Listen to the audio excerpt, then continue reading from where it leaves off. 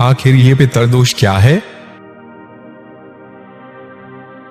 पितरदोष शांति के सरल उपाय क्या है? पितृगण हमारे पूर्वज हैं, जिनका ऋण हमारे ऊपर है, क्योंकि उन्होंने कोई ना कोई उपकार हमारे जीवन के लिए किया है।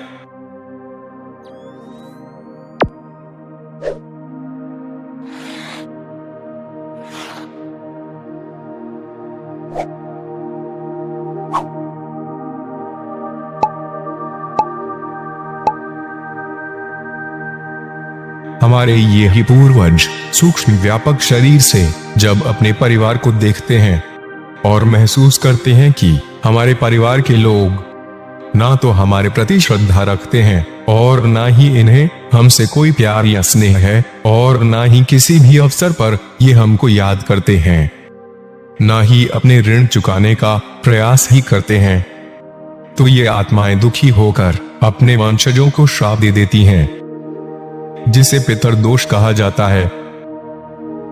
पितरदोष एक अदृश्य बाधा है। ये बाधा पितरों द्वारा रुष्ट होने के कारण होती है। पितरों के रुष्ट होने के बहुत से कारण हो सकते हैं। आपके आचरण से, किसी परिजन द्वारा की गई गलती से, श्राद्ध आदि कर्म न करने से, अंत्येष्टि कर्म आदि में हुई किसी त्रुटि के कारण भी हो सकता है। इसके अलावा मानसिक अवसाद, व्यापार में नुकसान, परिश्रम के अनुसार फल न मिलना, विवाह या वैवाहिक जीवन में समस्याएं, रोजगार में समस्याएं, या संक्षिप्त में कहें तो जीवन के हर क्षेत्र में व्यक्ति और उसके परिवार को बाधाओं का सामना करना पड़ता है। पितरदोष होने पर अनुकूल ग्रहों की स्थिति, गोचर दशाएं होने पर भी शुभ फल नहीं मिल पाते। कितना भी पूजा पाठ, देवी देवताओं की अर्चना की जाए, उसका शुभ फल नहीं मिल पाता। पितरदोष दो प्रकार से प्रभावित करता है। पहला, अधोगति वाले पितरों के कारण, और दूसरा, ऊर्ध्वगति वाले पितरों के कारण। अधोगति वाले पितरों के दोषों का मुख्य कारण परिजनों द्वारा किया गया गलत आचरण, उनकी अतृप्त इच्छाएं, जायदाद के प्रति मोह और उसका गलत लोगों द्वारा उपभोग होने पर, परिवार के किसी प्रियजन को अकारण कष्ट देने पर पितर नाराज हो जाते हैं, परिवार जनों को श्राप दे देते हैं और अपनी शक्ति से नकारात्मक फल प्रदान करते हैं। ऊर्ध्वगति वाले पितर सामान्यतः पितरदोष उत्पन्न नहीं करते, परंतु उनका किसी भी रूप में अपमान होने पर अथवा परिवार के पारंपरिक रीति रिवाजों का निर्वाहन नहीं करने पर वे पितरदोष उत्पन्न करते हैं। इनके द्वारा उत्पन्न पितरदोष से व्यक्ति की भौतिक एवं आध्यात्मिक उन्नति बिल्कुल बाधित हो जाती है। फिर चाहे कितने भी प्रयास क्यों ना किए जाएं, कितने भी पूजा पाठ क्यों ना किए जाएं, उनका कोई भी कार्य ये पितरदोष सफल नहीं होने देता। पितरदोष निवारण के लिए सबसे पहले ये जानना जरूरी होता है कि किस ग्रह के कारण और किस प्रकार का पितरदोष उत्पन्न हो रहा है। आइए जानते हैं हमारे ऊपर कितने ऋण होते हैं जिनकी वजह से भी पितरदोष लगता है। हमारे ऊपर मुख्य रूप से 5 ऋण होते हैं जिनका ऋण न चुकाने पर हमें निश्चित रूप से श्राप मिलता है। ये ऋण है मातृ ऋण, पितृ ऋण, मनुष्य ऋण, देव ऋण और ऋषि ऋण। माता एवं माता पक्ष के सभी लोग, जिनमें मामा, मामी, नाना, नानी, मौसा, मौसी और इनके 3 पीढ़ी के पूर्वज होते हैं। क्योंकि मां का स्थान परमात्मा से भी ऊंचा माना गया है, अतः यदि माता के प्रति कोई गलत शब्द बोलता है अथवा माता के पक्ष को कोई कष्ट देता रहता है, तो इसके फलस्वरूप उसको नाना प्रकार के कष्ट भोगने पड़ते हैं।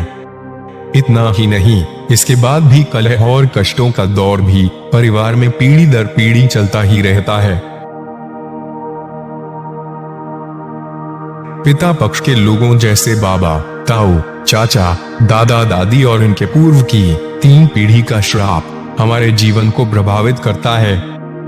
पिता हमें आकाश की तरह छत्र छाया देते हैं, हमारा जिंदगी भर पालन पोषण करते हैं और अंतिम समय तक हमारे सारे दुखों को पिता खुद ही झेलता रहता है।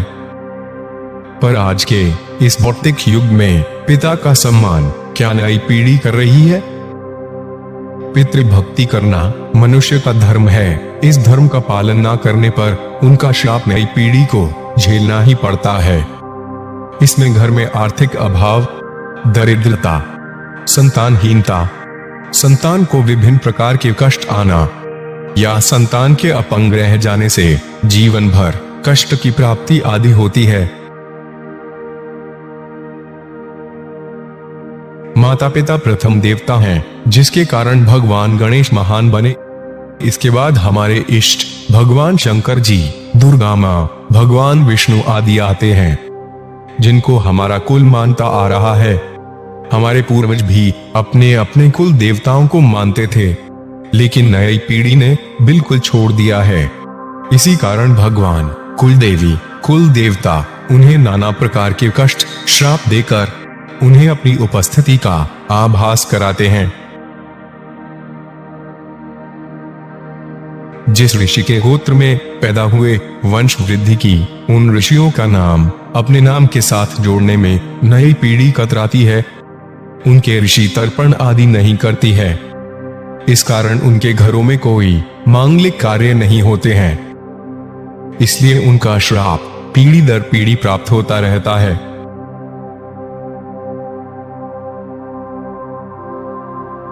माता पिता के अतिरिक्त जिन्हें मनुष्यों ने हमें प्यार दिया, दुलार दिया, हमारा ख्याल रखा, समय समय पर मदद की, गाय आदि पशुओं का दूध पिया, जिन मनुष्यों, पशुओं, पक्षियों ने हमारी प्रत्यक्ष या अप्रत्यक्ष रूप से मदद की, उनका ऋण भी हमारे ऊपर हो गया, और ऐसे ही मनुष्य ऋण कहते हैं। लेकिन लोग आजकल गरीब, बेबस, लाचार लोगों की धन संपत्ति का हरण करके अपने को ज्यादा गौरवान्वित महसूस करते हैं। इसी कारण देखने में आया है कि ऐसे लोगों का पूरा परिवार जीवन भर नहीं बस पाता है।